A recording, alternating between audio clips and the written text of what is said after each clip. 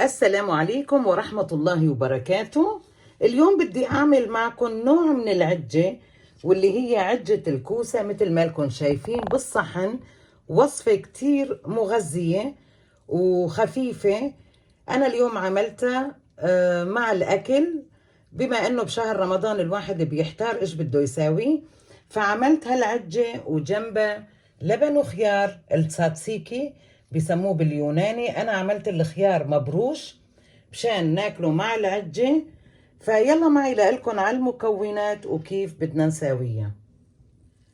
المكونات اللي عندي لهالعجة هن حبتين بطاطا حجم وسط، يعني ما تاخدوهم كبار كتير، 3 بيضات، بصلة صغيرة، نص جزرة مثل ما لكم شايفين. أنا الجزر بدي أحطها بس النص جزرة لتعطيني لون حلو للعجة مع الكوسة.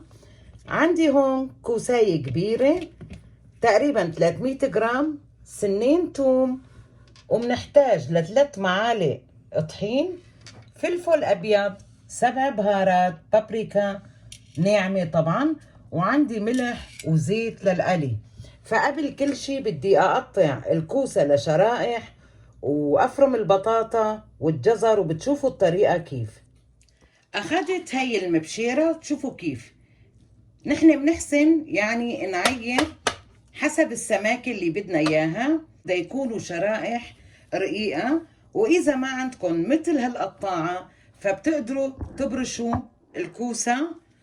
شوفوا كيف هلا بدي أبلش وبفرجيكم القطع اللي بدي أعملها.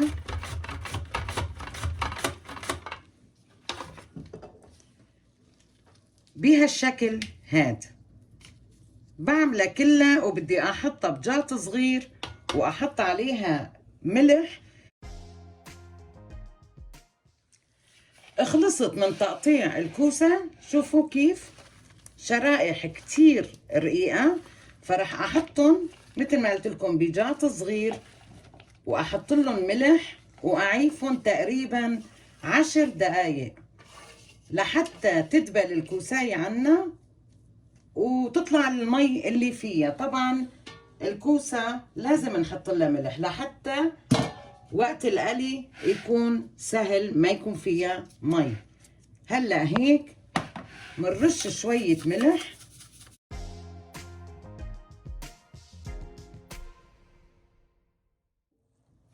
هلا البطاطا بدنا نعملها بالمبرشة. شوفوا كيف بدي ابرشها بهالحجم هيك محل الخشن.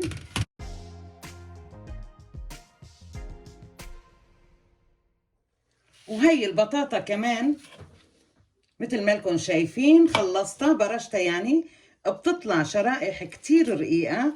فراح اخدها بايدي واعصرها شوي، لانه البطاطا كمان شوفوا كيف فيها سوائل. هالمي بدنا نتخلص منها، نعصرها كتير منيح وبنحطها بالصحن اللي بدنا نخلط فيها العجة.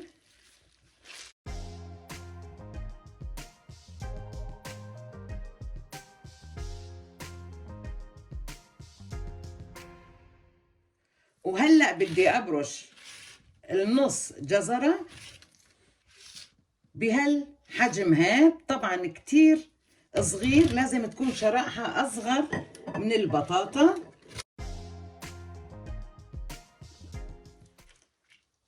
وهيك خلصت الجزرة كمان. شوفوا كيف مثل إذا بدنا نبرشها للسلطة بهالشكل هاد، ومنحطها فوق البطاطا، بنعصرها شوي كمان فيها سوائل. وهي البصلة كمان بعد ما برشناها كمان باخدها بإيدي وبعصرها شوي، شي بسيط لأنه كتير ناعمة، كمان بينزل منها سوائل. وبنحطها فوق الجزر والبطاطا، وبدنا نبرش الثوم كمان.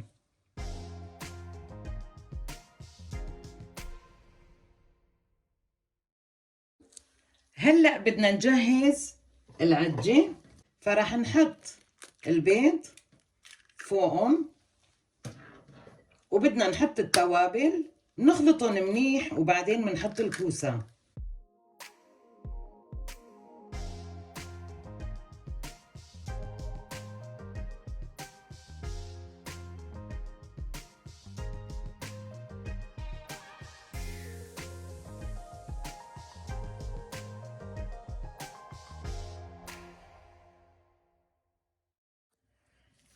هلأ بعد ما حطيت التوابل والبيض، شوفوا كيف ما شاء الله شكلها عن جد وريحتها بتشهي. فهلأ بدي أعصر الكوسة. شوفوا الكوسة قديش صار عليهم مي، ولسه إذا أعصرهم بإيدي بيطلع مي أكتر. دائما الكوسة إذا بدكم تطبخوه للعجة أو للمفركة حطوا عليها ملح وبعدين عيفوها 10 دقايق وبتعصروها، ما بيتم فيها مي أبدا.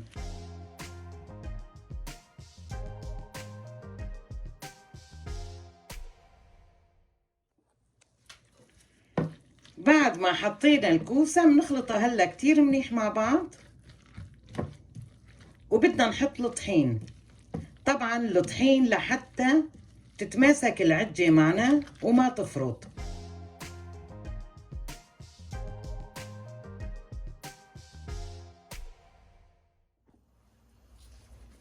بتاخدوا طواية تكون عريضة مثل هي، يعني تكون كبيرة شوي، وبتشعلوا تحتها على نار عالية قبل. وبدي احط زيت. طبعا زيت ما بدنا نحط كتير، تقريبا اصبعة بقلب الطواي بهالشكل هاد. واذا نقص عنا الزيت منزيد. فهلا بس يسخن بدي اوطي درجة الحرارة تحت الطواي على المتوسطة، وبدي ابلش اقلي العجة.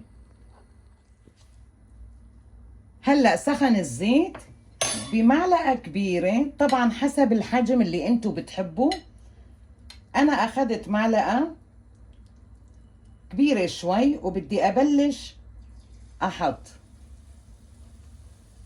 بنحط كم قرص جنب بعض بهالشكل هاد، وبنستنى لبين ما يصيروا من تحت، وبعدين بدنا نقلبهم. واخذت صينية حطيت عليها محارم المطبخ لحتى يصفي الزيت اللي فيهم.